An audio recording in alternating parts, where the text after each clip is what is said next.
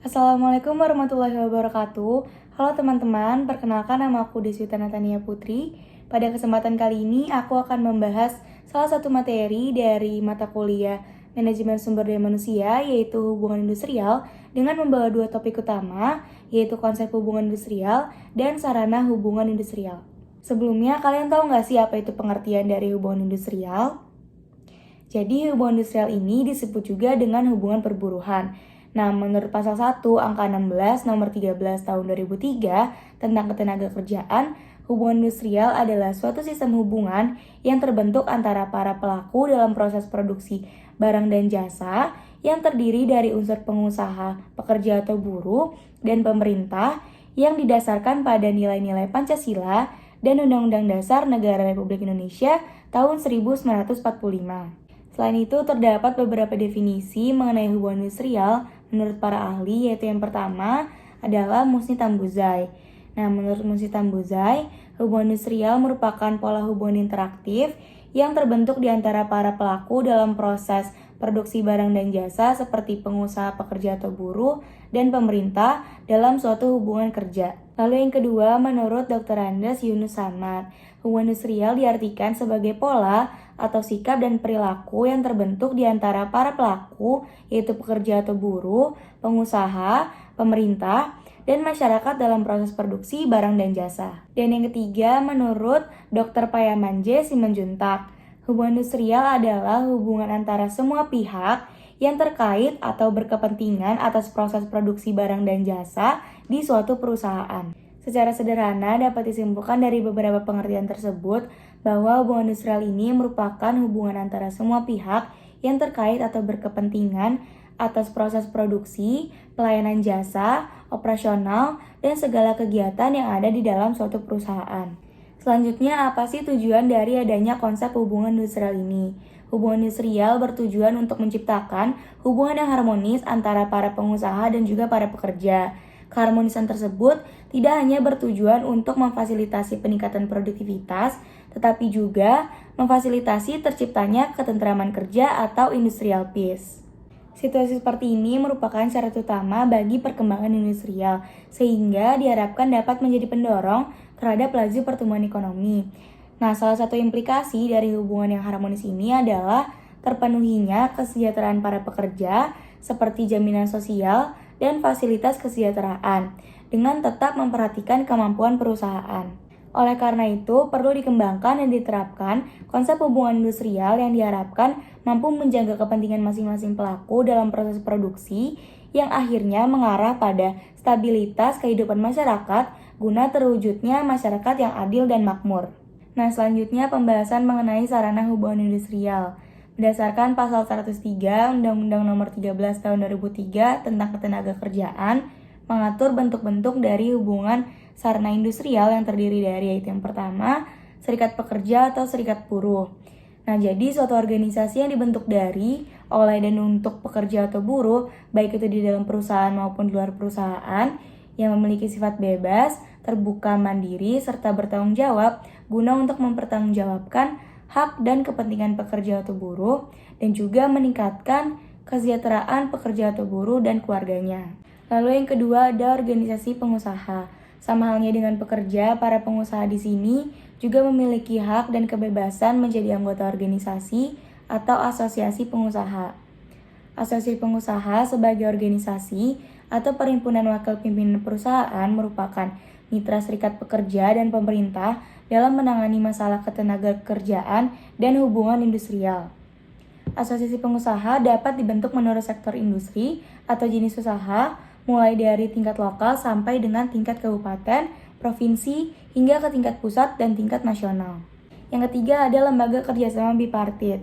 Lembaga kerjasama bipartit ini merupakan wadah komunikasi dan konsultasi hal-hal yang berkaitan dengan hubungan industrial di suatu perusahaan yang anggotanya terdiri dari pengusaha dan serikat pekerja atau buruh yang tercatat instansi bertanggung jawab dalam bidang ketenagakerjaan atau unsur pekerja atau buruh. Setiap perusahaan yang mempekerjakan 50 orang pekerja atau buruh atau lebih wajib membentuk lembaga kerjasama bipartit ini. Lalu yang keempat adalah lembaga kerjasama tripartit.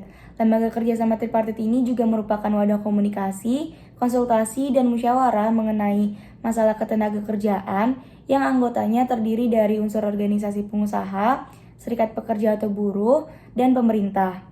Lembaga kerjasama tripartit ini terbagi menjadi 3, yaitu lembaga kerjasama tripartit nasional, lembaga kerjasama tripartit sektoral nasional, dan peraturan perusahaan. Selanjutnya di sini yang kelima ada pembagian kerja bersama. Ini berupa perjanjian yang merupakan hasil dari perundingan antara serikat pekerja atau buruh yang tercatat pada instansi dengan pengusaha yang isinya ini memuat syarat-syarat kerja, hak, dan kewajiban kedua belah pihak. Lalu yang keenam ada peraturan perundang-undangan ketenagakerjaan. Peraturan perundang-undangan ketenagakerjaan ini pada dasarnya mencangkup ketentuan sebelum bekerja, selama bekerja, dan sesudah bekerja. Peraturan ini juga mencangkup ketentuan jam kerja dan waktu istirahat, pengupahan, perlindungan, penyelesaian perselisihan industrial, dan sebagainya. Dan yang ketujuh adalah lembaga penyelesaian perselisihan hubungan industrial. Dalam hal ini, perselisihan hubungan industrial diharapkan dapat diselesaikan melalui perundingan bipartit. Namun jika dalam perundingan bipartit tidak berhasil, maka penyelesaian dilakukan dengan mekanisme mediasi atau konsiliasi. Apabila dengan mekanisme tersebut juga tidak berhasil, maka perselisihan hubungan industrial ini dapat diminta untuk diselesaikan di pengadilan hubungan industrial. Berkaitan dengan hubungan industrial yang dalamnya terdapat unsur pengusaha, pekerja atau buruh, dan pemerintah, dalam hal ini untuk mencapai tujuan pemerintah Indonesia dan membangun masyarakat Indonesia yang sejahtera, adil, dan makmur berdasarkan Pancasila dan Undang-Undang Dasar Negara Republik Indonesia tahun 1945, serta untuk memenuhi hak warga negara atas pekerjaan dan penghidupan yang layak bagi kemanusiaan melalui pekerjaan, adanya UU Penciptaan Lapangan Kerja diharapkan dapat menyerap sebanyak mungkin tenaga kerja Indonesia dalam menghadapi persaingan yang kompetitif dan persaingan ekonomi global. Undang-Undang Cipta Kerja mengatur kebijakan strategis dalam meningkatkan ekosistem investasi dan kegiatan usaha, serta penyerapan tenaga kerja, kenyamanan, perlindungan, dan pemberdayaan serta UMK, kemudian berusaha, dan juga hal-hal lain yang berkaitan dengan ketenagakerjaan.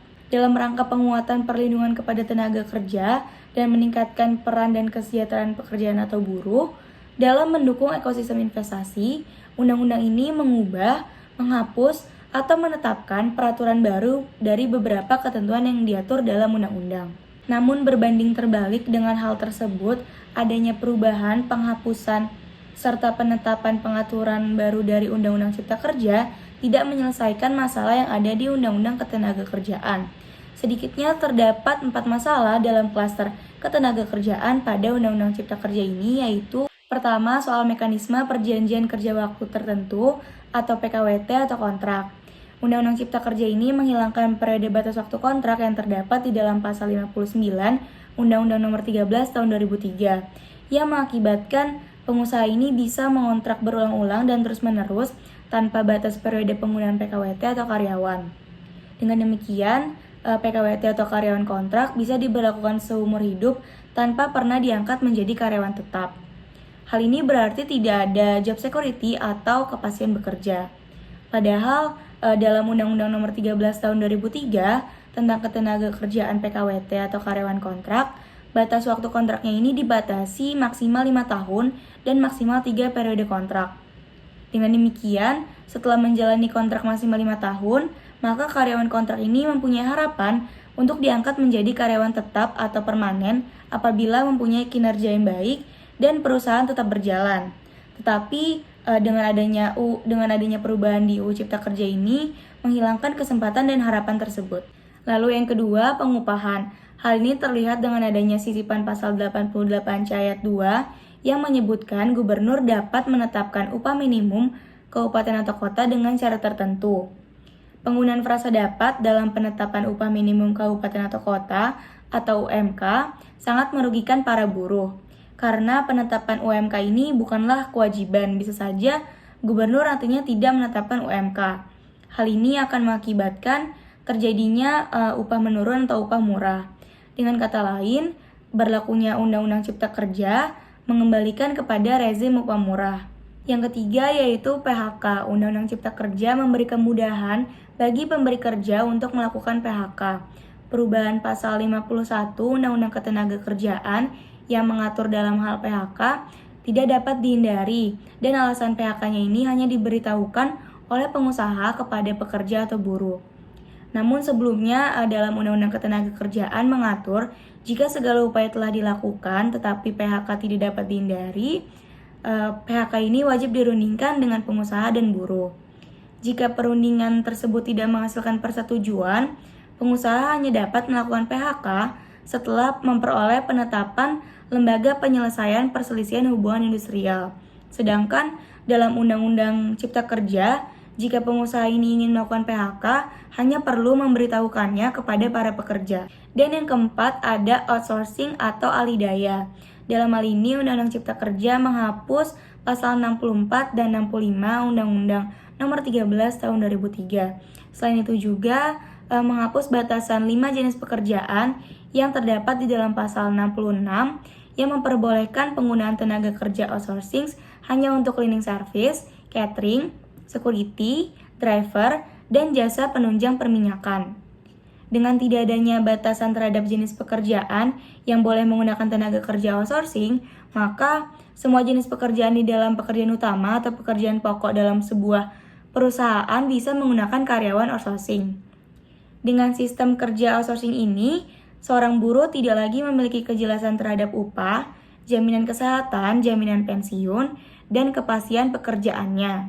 Itu dia pemaparan materi mengenai konsep hubungan industrial dan sarana hubungan industrial, serta sedikit pembahasan mengenai Undang-Undang Cipta Kerja. Sekian pemaparan dari saya, kurang lebihnya mohon maaf. Wassalamualaikum warahmatullahi wabarakatuh.